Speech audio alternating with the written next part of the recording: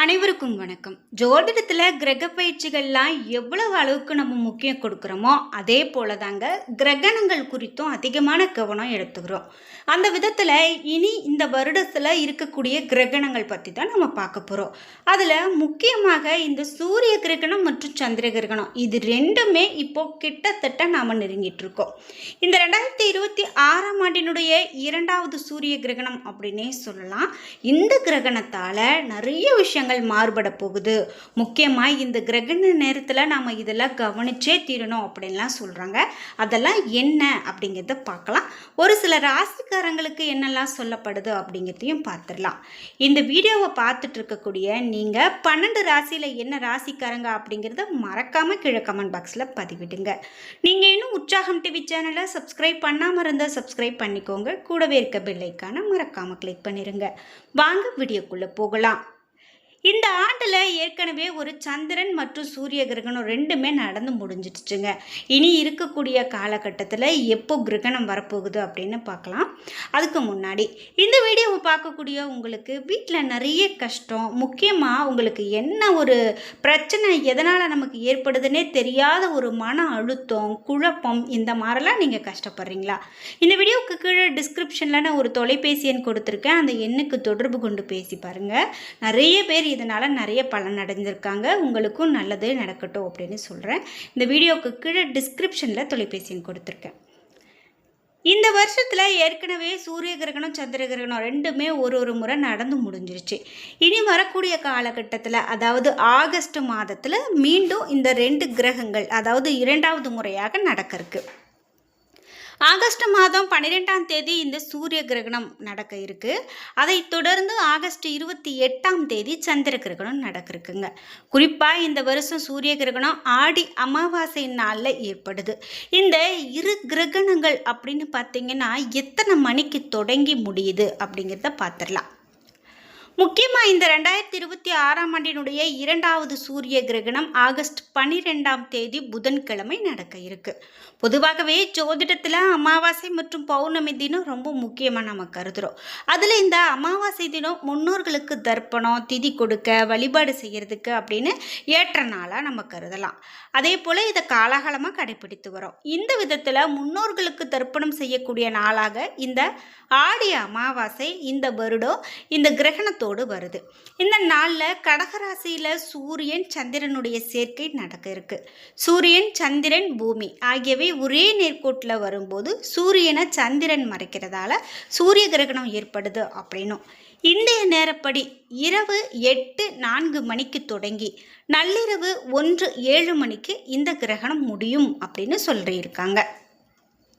பொதுவாகவே சூரிய கிரகணம் அப்படின்னு பார்த்தீங்கன்னா இரவு நேரத்தில் நடக்கும்போது நம்மளால் பார்க்க முடியாது. அதுபோல தாங்க இந்தியாவில் இந்த கிரகணம் சூரிய கிரகணம் இரவு நேரத்தில் இருக்குது அப்படின்னு சொல்லி இருக்கிறதால இதனால் பெரிதாக எந்த விதமான பாதிப்பும் இல்லை அப்படின்னு சொல்கிறாங்க. பொதுவாக இந்த கிரகண நேரம் அப்படின்னு பார்த்தீங்கன்னா சூத காலம் அப்படின்னு சொல்லுவாங்க. இந்த நேரத்தில் இந்தியாவில் நடக்கக்கூடிய கிரகணமானது பெரிதாக எந்த விதமான கெட்டவையும் ஏற்படுத்தாது, அப்படி தாக்கத்தையும் ஏற்படுத்தாது அப்படின்னு சொல்லியிருக்காங்க. அதே போல் சந்திர கிரகணம் இந்த சந்திர கிரகணம் இந்த ஆண்டினுடைய 2வது சந்திர கிரகணம் ஆகஸ்ட் 28ஆம் தேதி சந்திரனுடைய ஒளி பொருந்திய பௌர்ணமி நாளில் இது நடக்குது. ஆகஸ்ட் 28ஆம் தேதி காலை 6:53 மணிக்கு இந்த கிரகணம் தொடங்கி நண்பகல் 12:31 மணி வரை இந்த கிரகணம் நீடிக்க இருக்கு. ஆவணி பௌர்ணமி திதி ஆவணி அவிட்டம் என்ற விரத நாளாக கடைபிடிக்கப்படுது. இந்த அற்புத நாளில் இந்த சந்திர கிரகணம் காலை நேரத்தில் தோன்ற இருக்கு. பகல் பொழுதுல சந்திர கிரகணம் ஏற்படுது. இந்தியாவில் இந்த கிரகணத்தை பார்க்க முடியாது அப்படின்னு சொல்லப்படுது. நம்ம சூரிய கிரகணத்துக்கு பார்த்தார் போல சந்திர கிரகணம் இரவு நேரத்தில் ஏற்படும் போது தான் நம்மளால் காண முடியும். இந்தியாவில் இதனுடைய நேரம் மாறுபட்டு இருக்கிறதால இந்தியாவில் இந்த சந்திர கிரகணத்தையும் காண முடியாது அப்படின்னு சொல்லியிருக்காங்க. அதை பற்றிய விரிவான தகவலை பார்க்கலாம். இந்த சூரிய கிரகணம் அப்படின்னு பார்த்தீங்கன்னா, இரவு 9:04 தொடங்குது. ஆகஸ்ட் 13ஆம் தேதி நள்ளிரவு 1:27 வரை நீடிக்குது. இரவு நேரத்தில இந்த கிரகணம் ஏற்படுறதன் காரணமா இத பார்க்க முடியாதுன்னு பார்த்தோம். அதேபோல ஆகஸ்ட் 28ஆம் தேதி காலை 6:53 தொடங்கி 12:31 வரைக்கும் நீடிக்கும் அப்படின்னு சொல்றதால இந்த கிரகணத்தையும் பார்க்க முடியாது. புராண ரீதியாக பார்த்தோம் அப்படின்னா இது ரொம்பவே முக்கியத்துவம் வாய்ந்தது அப்படின்னும். ஆடி அமாவாசையாக நாம் இந்த அமாவாசையை கருதுகிறோம். இந்த அமாவாசையில் ஏற்கனவே ரொம்ப ஸ்பெஷல் தான். அதில் இந்த கிரகணம் அப்படிங்கும்போது நாம் இன்னும் உற்று கவனிக்க வேண்டும். சிவபெருமான் தன்னுடைய துணையாக பார்வதி தேவியை ஏற்றுக்கிறாரு. சிவபெருமான துணையாக அடைய பார்வதி தேவி 108 ஆண்டுகள் பூஜைகள் மற்றும் மந்திர ஜபங்கள் செய்து தவம் புரிகிறாங்க.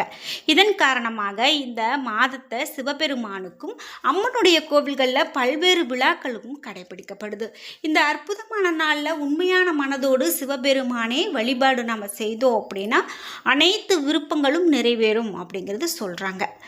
முக்கியமாக இந்த சூரிய கிரகணம் மற்றும் சந்திர கிரகண நேரத்தில் இறைவனுடைய திருநாமங்களையும் திருப்புகழ் சிவபுராணம் மற்றும் நூல்களை படிக்கிறது ரொம்ப சிறப்பான பலனை கொடுக்கும். இந்த கிரகணம் நாளில் அமாவாசை நாளில் முன்னோர்களுடைய அமைதிக்காகவும் பௌர்ணமி தினத்தில் தான தர்மங்கள் செய்வதும் ரொம்பவே முக்கியத்துவம் வாய்ந்தது அப்படின்னு கூட சொல்லலாம். சரி, முக்கியமாக இந்த கிரகண நேரத்தில் ஒவ்வொரு ராசிக்காரர்களுக்கும் என்ன மாதிரியான பலன்கள்லாம் கிடைக்க போகுது அப்படின்னு பார்த்துக்கலாம். அதில் முக்கியமாக ஒரு சில ராசிக்காரர்களுக்கு என்னெல்லாம் சொல்லப்படுகிறது அப்படின்னு பார்க்கும்போது, கடகராசிக்காரர்களுக்கு உங்களுக்கு எந்த விதமான தடைகள் இருந்தாலும் அது நீங்கக்கூடிய காலம்தான். ஆனாலும் மறைமுகமாக சின்ன சின்ன பிரச்சனைகள் உங்களுக்கு வந்துக்கிட்டே தான் இருக்கும். அதாவது தடைகள், அவமானம், விபத்து இந்த மாதிரியான விஷயங்கள் உங்களுக்கு பெரிதளவில் பாதிப்பை ஏற்படுத்தாது அப்படின்னு சொன்னாலும் கூட அது உங்களுக்கு சின்ன சிரமத்தை கொடுக்கலாம். அதே போல் நோயாளியாக நீங்கள் இருக்கீங்க அப்படின்னா அதில் நீங்கள் எச்சரிக்கையோடு இருக்கிறது முக்கியம். வாழ்க்கை துணையோடு சின்ன சின்ன தகராறுகள் ஏற்படலாம். அதனால் நீங்கள் கவனமாக இருக்கிறது நல்லது. வாக்குவாதங்களை தவிர்க்கிறது நல்லது. அதே போல் கன்னிராசிக்காரர்களுக்கு பாதகமான சூழ்நிலை ஏற்படலாம். பணிகளில் தடைகள் ஏற்படலாம். பணியில் உங்களுக்கு எதிராக விரும்பத்தகாத சின்ன சின்ன சம்பவங்கள் நடக்கலாம். இதன் காரணமாக வேலை இழப்பு, நிதி இழப்பு போன்றவை கூட ஏற்படலாம். சமூகத்தில் உங்களுக்கு நல்ல பெயர் இருக்கும். ஆனால் அதில் களங்கம் ஏற்படுத்தக்கூடிய வகையில் அவமரியாதைகள் ஏற்பட வாய்ப்பு இருக்குது. அதனால் நீங்கள் எச்சரிக்கையாக இருங்க. சொத்து ஆவணங்கள் இதில் எல்லாம் நீங்கள் கையெழுத்து போடுறதுக்கு முன்னாடி ரொம்ப கவனமாக இருந்து கையெழுத்து போடணும். எதையுமே படித்து பார்த்து அதன் பிறகு கையெழுத்து போடுறது. பண விஷயங்களில் அவசரமாக முடிவெடுக்க வேண்டாம் அப்படின்னு சொல்கிறாங்க. அடுத்ததாக மீனராசிக்கு ஜோதிடத்தின்படி என்ன சொல்கிறாங்க அப்படின்னு பார்த்தீங்கன்னா, எதிர்பாராத செலவுகள், நிதி இழப்புகள் இது போன்று இருக்கலாம். அதே போல் உங்களுக்கு தேவையில்லாத செலவுகள், மருத்துவ செலவுகள் கூட அதிகரிக்கலாம். குடும்பத்தில் உறவுகளில் விரிசல் ஏற்படலாம். பயணங்களால் அலைச்சல், உடல் சோர்வு இவையெல்லாம் ஏற்படலாம். விபத்துகள் ஏற்படுறதுக்கான வாய்ப்பு இருக்கலாம். அதை நீங்கள் தடுக்கிறது, அதாவது உங்களுடைய எச்சரிக்கையான ஒரு குணத்தினாலே அதை தவிர்க்க முடியும். ஆரோக்கியத்திற்கு அதிகமான பணத்தை நீங்கள் செலவிட நேரிடலாம். உடல் நலத்தில் அதிகமான கவனம் செலுத்துறது உங்களுக்கு நல்லது அப்படின்னு சொல்கிறாங்க. முக்கியமாக இந்த சூரிய கிரகணம் மற்றும் சந்திர கிரகணம் ரெண்டுமே எப்போதுமே கிரகணங்கள் சின்ன சின்ன பாதிப்புகளை ஏற்படுத்தினாலும் கூட அது பெரிதான ஒரு தாக்கத்தை விட்டுட்டு போகாது. அதனால் நீங்கள் எதற்கும் பயந்துக்க வேண்டாம். நீங்கள் எதற்குமே சற்று எச்சரிக்கையோடு இருப்பது, இந்த நாளில் யாருக்கிட்டையும் தேவையில்லாத வம்பு வழக்குகளை வைக்காமல் இருக்கிறதே, இந்த மாதிரி இருக்கிறதே உங்களுக்கு நல்லது அப்படின்னே சொல்கிறாங்க. முக்கியமாக இந்த கிரகணங்கள் அப்படின்னு பார்த்திங்கன்னா, நாம் இந்த நேரத்தில் என்ன சாப்பிடணும், சாப்பிடக்கூடாது, வீட்டில் தெய்வங்களை வழிபடலாமா, நம்ம வெளியில் போய் இந்த நேரத்தில் கோவில்கள் திறந்திருக்குமா, வழிபாடு செய்யலாமா, என்னெல்லாம் சொல்கிறாங்க. இந்த மாதிரி நிறைய விஷயங்கள் இருக்குது. அதே போல் இதையெல்லாம் நாம் கடைப்பிடிக்கிற நம்ம முன்னோர்கள்லாம் ரொம்ப தீவிரமாக இவையெல்லாம் கடைப்பிடித்துட்டு வந்திருக்காங்க. இது மாதிரி இன்னும் நிறைய தகவல்கள் நம்மளுடைய சேனலில் நான் அடிக்கடி அடுத்தடுத்து போட்டுகிட்டே இருப்பேன். நீங்கள் வீடியோவை பார்த்த வரைக்கும் நான் இன்னும் சப்ஸ்கிரைப் பண்ணாமல் பார்த்துட்ருக்கேன் அப்படின்னா வீடியோவை சப்ஸ்கிரைப் பண்ணிக்கோங்க. அப்போ தான் உங்களுக்கு அடுத்தடுத்து வரக்கூடிய தகவல்களையும் பார்க்க முடியும். என்ன நண்பர்களே, இன்னைக்கு வீடியோவில் கிரகண காலத்தில் என்னெல்லாம் நடக்கும், எந்தெந்த ராசிக்காரர்களுக்கு என்ன மாதிரியான பலன், இது எல்லாமே நம்ம பார்த்து தெரிஞ்சுக்கிட்டோம். இந்த வீடியோ கண்டிப்பாக உங்களுக்கு ரொம்ப பயனுள்ளதாக இருந்திருக்கும். வீடியோ உங்களுக்கு பிடிச்சிருந்தா லைக் பண்ணுங்கள், ஷேர் பண்ணுங்கள், கமெண்ட் பண்ணுங்கள். நீங்கள் இன்னும் உற்சாகம் டிவி சேனலை சப்ஸ்கிரைப் பண்ணாமல் இருந்தால் சப்ஸ்கிரைப் பண்ணிக்கோங்க. கூடவே இருக்க பெல் ஐக்கானை மறக்காமல் கிளிக் பண்ணிடுங்க. நன்றி வியூவர்ஸ்.